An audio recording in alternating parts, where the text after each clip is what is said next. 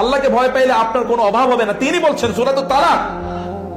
সূরাতুত তালাক বারবার পড়ুন, দেখেন وَمَن يَتَّقِ اللَّهَ يَجْعَل لَّهُ مَخْرَجًا وَمَن يَرْزُقْهُ مِنْ حَيْثُ لَا يَحْتَسِبُ।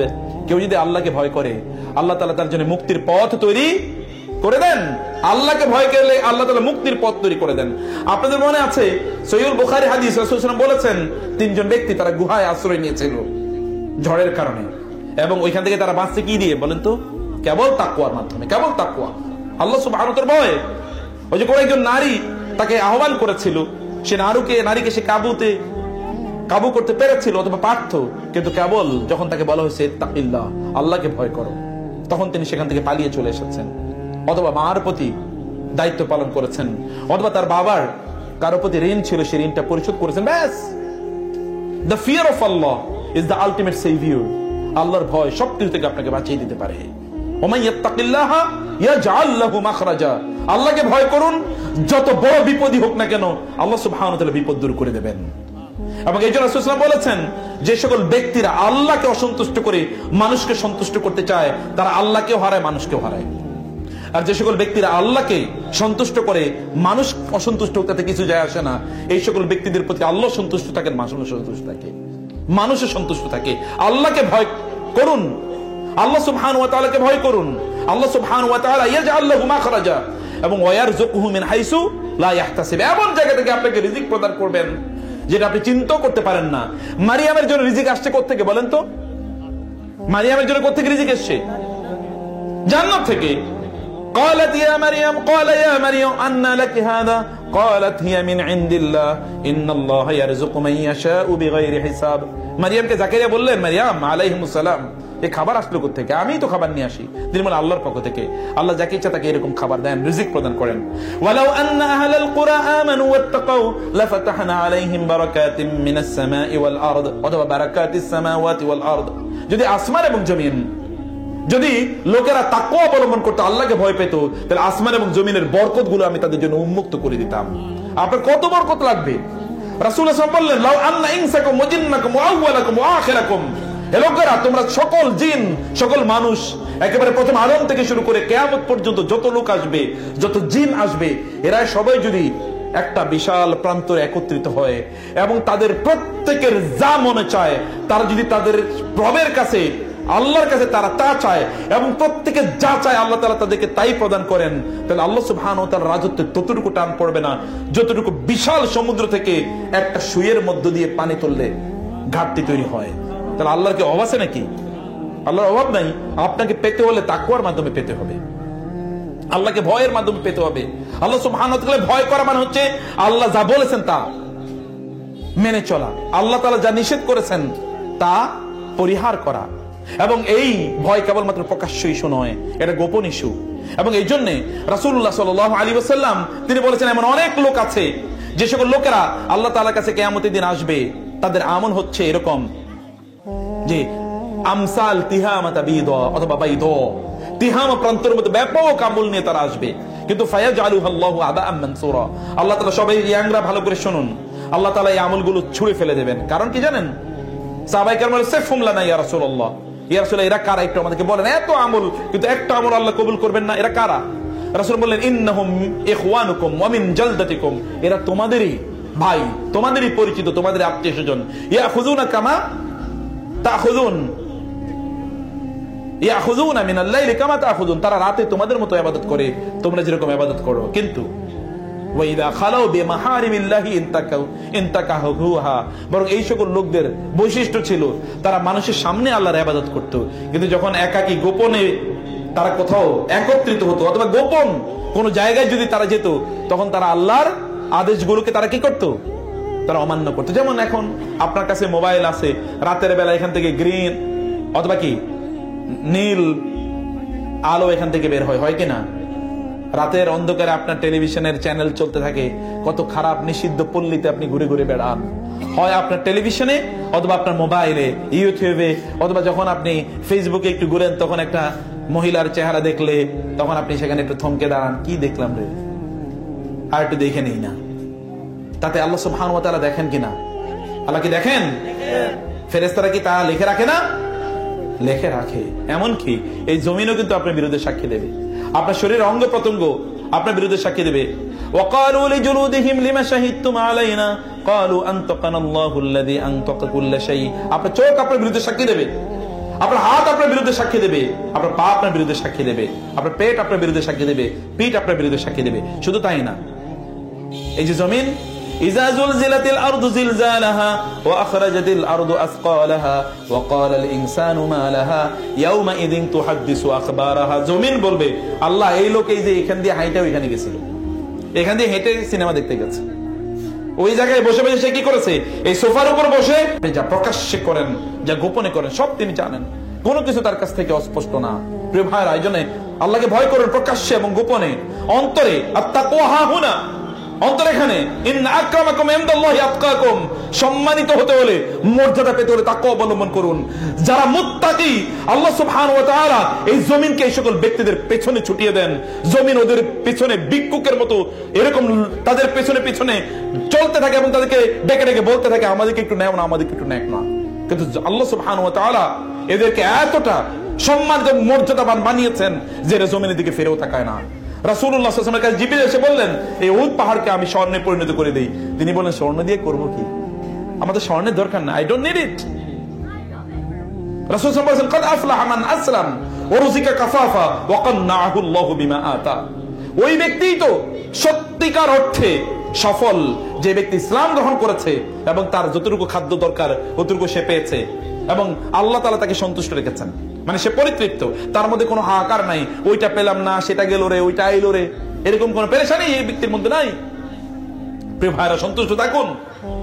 মনে রাখবেন আপনাকে কেবলমাত্র কবরের মাটি ছাড়া আর কেউ সন্তুষ্ট করতে পারবে না। অতএব আপনার সন্তুষ্টি, পরিতৃপ্তি, আল কানা বিল কলিল, এই কানাত অর্জন করে এটা আপনার দায়িত্ব। সন্তুষ্ট থাকুন, পরিতৃপ্ত থাকুন।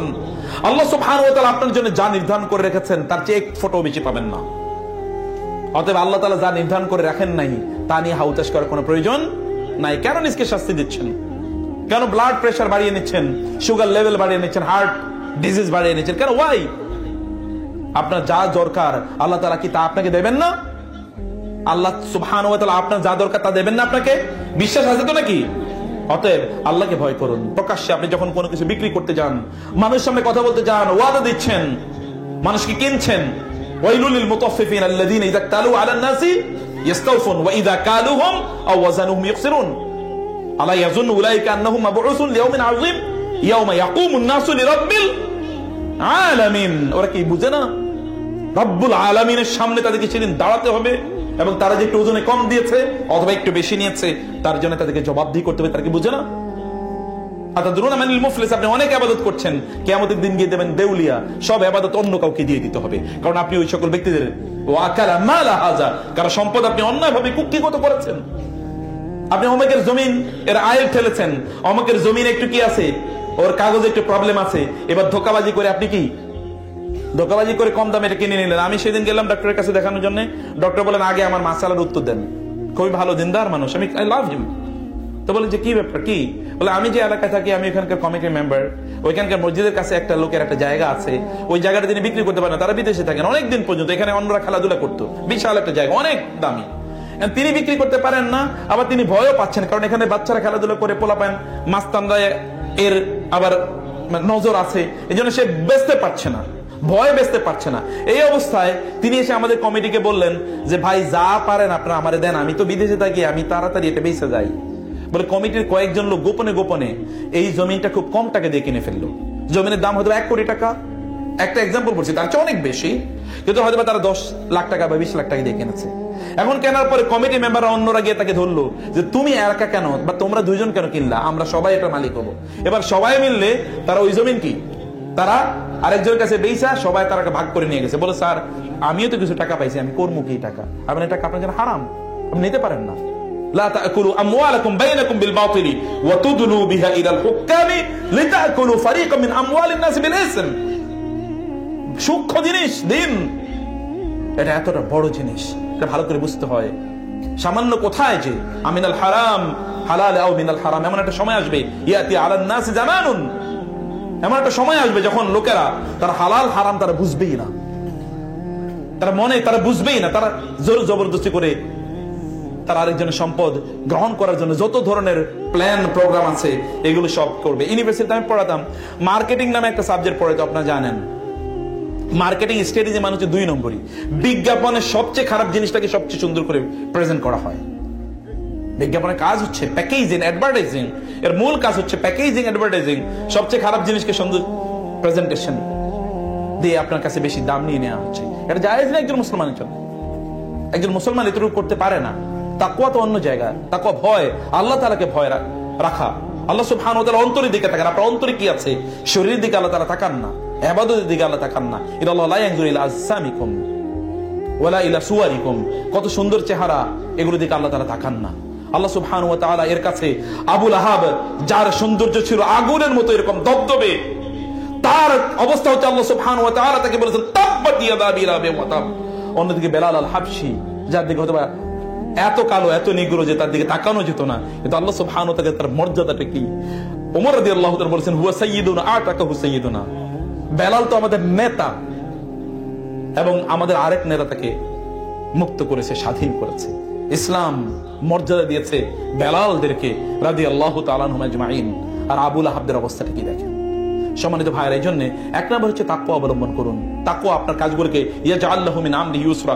বিশ্বাস করুন আল্লাহর কসম, আল্লাহ বলেছে সূরাতুত তালাক, আজকে বাসায় গিয়ে পড়বেন সূরাতুত তালাক।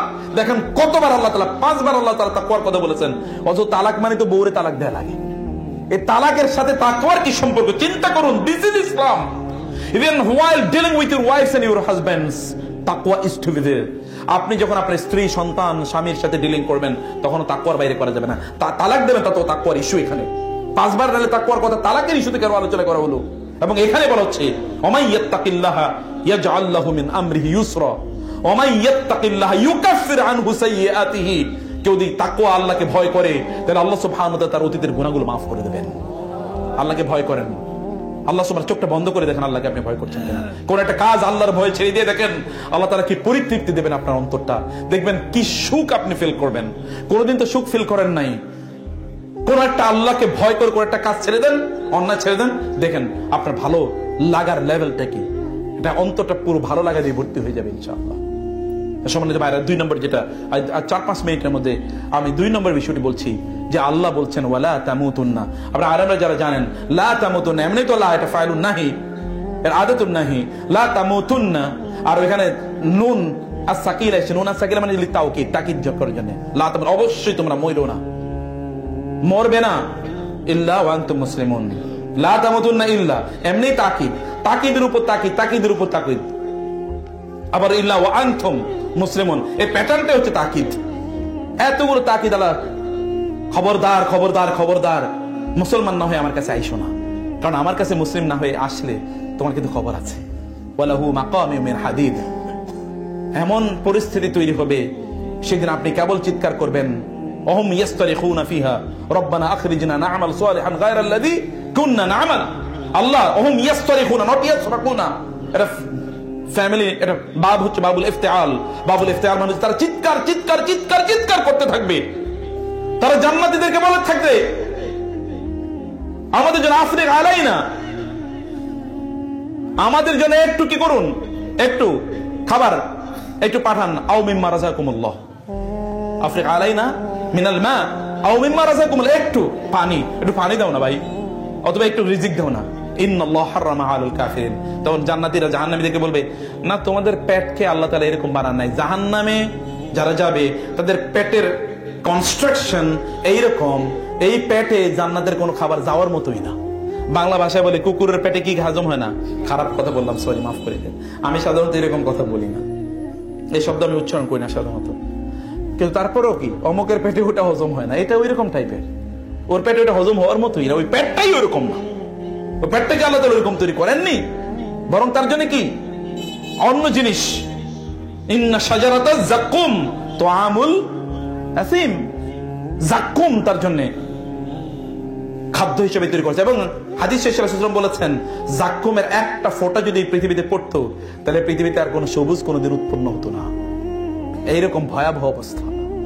সেই অবস্থা আল্লাহ সুবহানাহু ওয়া তাআলা এদের জন্য তৈরি করবেন। তো সে কারণে আল্লাহর কাছে আপনি যাওয়ার আগে আপনি ইসলাম আত্মসমর্পণ করুন, আল্লাহর কাছে আত্মসমর্পণ করবেন। ওয়ালাহু আসলামা মান ফিস সামাওয়াতি ওয়াল আরদি তাওআ ওয়া কারহা, সবকিছু আল্লাহর কাছে আত্মসমর্পণ করছে, কেবল মানুষ না। ইন্নাহু কানা যালুমান জাহুলা, ও তো জালেম। যালুমান এটা ফাইল মুবালাগা, ইসমুল মুবালাগা এর সিগা।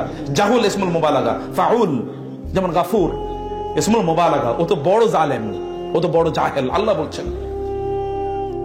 অতএব জাহালাত এবং জুলুম থেকে বাঁচার জন্য প্লিজ সাবমিট টু আল্লাহ।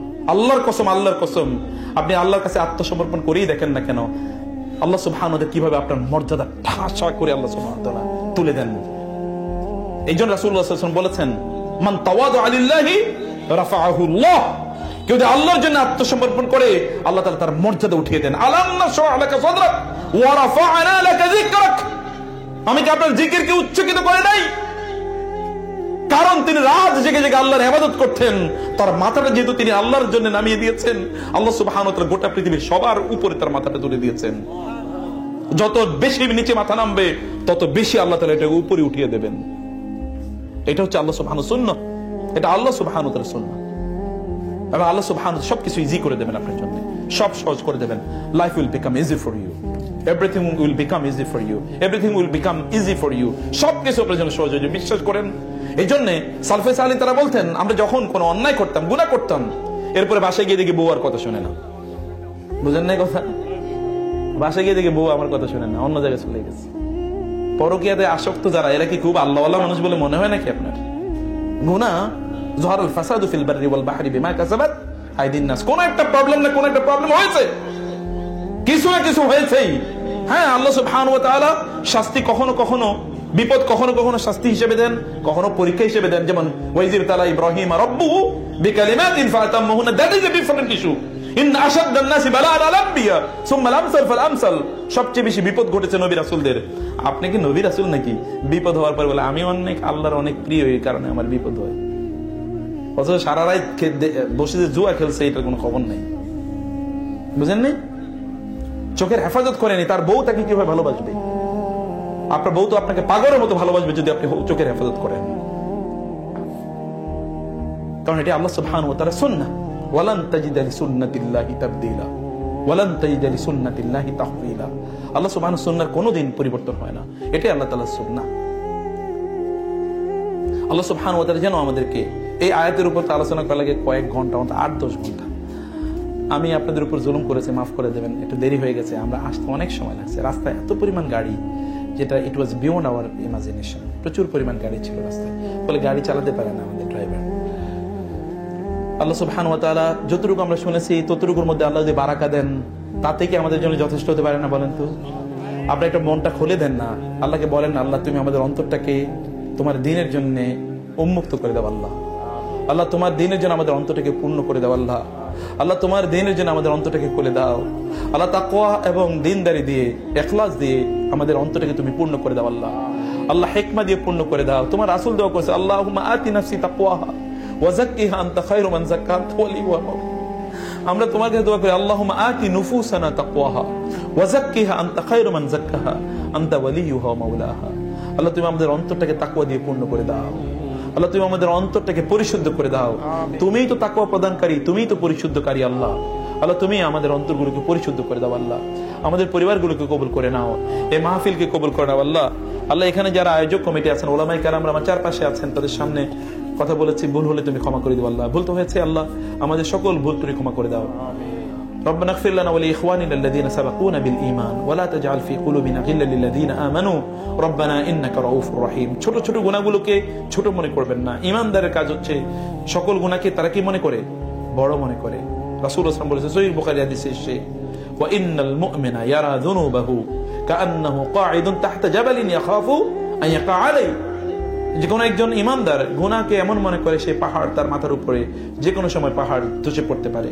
আর মুনাফিকেরও অথবা ফাজের পাপিষ্ঠ ব্যক্তির অবস্থা হচ্ছে, সেই গুনাহকে মনে করে নাকের সামনে দিয়ে একটা মশা বেরিয়ে গেছে, যা পাকলে বিহা গাদা নো ইস্যু। গুনাহ করছে। গুনাহ করলে মানুষের অন্তরে কি কালো দাগ পড়ে যায়, তখন সে আর কোনো অনুভূতি হারিয়ে ফেলে। গুনাহ করবেন না। ছোট খাল্লিদ যুনুবা সগীরাহা ওয়া কাবীরাহা যালিকা তুকা। তাকওয়া হলো ছোট বড় সব গুনাহ ক্ষমা করে। লা তাহকিরান্না মিনাল মারুফি শাইআ ইয়াকা ওয়া মুহাক্কারাতিজ যুনুব। ছোট ছোট গুনাহগুলোকে কি করতে হয়, পরিহার করতে হয়। তাইলে দেখবেন আপনি ইমানের সত্যিকার স্বাদ পাবেন। পুরুষ মসজিদে সালাত না করলে কি গুনাহ হবে? জি, পুরুষের জন্য মসজিদে সালাত আদায় না করার গুনার লেভেলটা বলি। রাসূল ইসলাম বলেছেন, লাকাদ হামামতু, আমার মাঝে মাঝে মনে চায় কোন একজন ব্যক্তিকে আজান একামতের দায়িত্ব দেয়া এবং অন্য কাউকে দায়িত্ব দেয়া কি করার জন্য? ইমামতি করার জন্য। সুম্মা উখালিফা আলা আকওয়ামিন, অতঃপর ওই সকল ব্যক্তিদের কাছে যাওয়া যারা মসজিদে জামাতে অংশগ্রহণ করে নাই, ফাউহাররিকা আলাইহিম বুয়ুতাহুম, ওদেরকে নিয়ে বাড়ি ঘরগুলো জ্বালিয়ে দিতে মনে চায় আমার মাঝে মাঝে। সাহাবায়ে কেরাম বলতেন, আমরা দেখেছি, ওয়ালাকাদ রাআইতুনা ওমা ইয়াতাখাল্লাফু আনহা ইল্লা মুনাফিকুন মালুমুন নিফাক, আমাদের মধ্যে যারা জামাতে নামাজ আদায় করতো না এরা স্পষ্ট মুনাফিক ছিল। এরা কি? স্পষ্ট মুনাফিক। রাসূলুল্লাহ সাল্লাল্লাহু আলাইহি ওয়াসাল্লাম এর কাছে আব্দুল্লাহ ইবনে উম্মে মাকতুম আসলেন এবং বললেন, ইয়া রাসূলুল্লাহ, আমি তো অন্ধ, আমি কি নামাজে জামাতে না আসলে চলবে কিনা? রাসূল বললেন, যা, ঠিক আছে, না আসলে চলবে। কিছুক্ষণ পরে তিনি ভাবলেন, নিশ্চয় জিবরিল এসে বলছে উত্তর ঠিক হয় নাই। তারপরে তিনি কি আবার আসো আসো, আতাসমাউন নিদা, তুমি কি আযান শোনো? বলে, হ্যাঁ শুনি। বলে, তাহলে ফাআজিব, অতএব আযানের উত্তর দেবে, মানে কি জামাতে এসে নামাজ আদায় করবে। জামাতে এসে কি করবে? সালাত আদায় করবে। এটা পুরুষের জন্য আলেমরা তো সর্বনিম্ন বলেন ওয়াজিব, সর্বনিম্ন বলেন কি ওয়াজিব, আর জামাতের সাথে নামাজ কি ফরজ হয়েছে। অতএব এটাকে আলাদা করার, জিবরিল তো রাসূল সাল্লাল্লাহু আলাইহি ওয়াসাল্লামকে শিখিয়ে দিয়েছেন এভাবে পড়েন, এটা আলাদা করার কোনো সুযোগ নাই। জামাত থেকে সালাতকে আলাদা করার কোনো সুযোগ নাই। অতএব এটা জামাতে আদায় করতে হবে ইনশাআল্লাহ। বিবাহের সময় বরের সামনে খুতবা পড়ার সময় কি বরের ওযু থাকা আবশ্যক? না, বরের ওযু থাকা আবশ্যক নয়, এটি ওযুর ইস্যু নয়। খুতবা এবং বিবাহের জন্য মানে সুন্নাহ পদ্ধতিতে বিবাহের কয়েকটি শর্ত রয়েছে, তার মধ্যে একটি শর্ত হলো খুতবা। একটি শর্ত কি? খুতবা। অতএব এখানে বরের ওযু থাকা আবশ্যক নয়। কেউ যদি ওযু থাকে তাহলে তো ভালো, কারণ রাসূল সাল্লাল্লাহু আলাইহি ওয়াসাল্লাম বলেছেন, লা ইউয়াজিবু আলাল উযুই ইল্লা মুমিনুন, একজন মুমিনই কেবলমাত্র কি ওযু অবস্থায় থাকে। বুঝেন না কথা? একজন মুমিনই কি অবস্থায় থাকে? ওযু অবস্থায়। আর ওই যে বিখ্যাত হাদিসটি, বেলাল রাদিয়াল্লাহু তাআলা আনহু, রাসূল সাল্লাল্লাহু তাকে মেরাজে নিশ্চয়ই জান্নাতে তার আগে কি বেলালের সামিআতু খাশখাশাতাকা ফিল জান্নাহ, আমি তোমার জান্নাতে তোমার পায়ের আওয়াজ পাইছি আমার সামনে। ঘটনা কি? তুমি কি এমন আমল করে? তিনি বলেন, না, অত কিছু তো আমি করিনি ইয়া রাসূলুল্লাহ, আপনি যা শিখেছেন তাই করি। কেবল আমি কি যখনই ওযু ভেঙে যায় তখনই ওযু করি, যখনই ওযু করি তখন কি করি? ব্যাস। রাসূল বলেন, ও এই কারণেই তো। মর্যাদা দেখেছেন কি? মর্যাদার লেভেলটা কি? এই জন্য একজন মোমেন সর্বদা ওযু অবস্থায় থাকে, এটা একজন মোমেনের বৈশিষ্ট্য।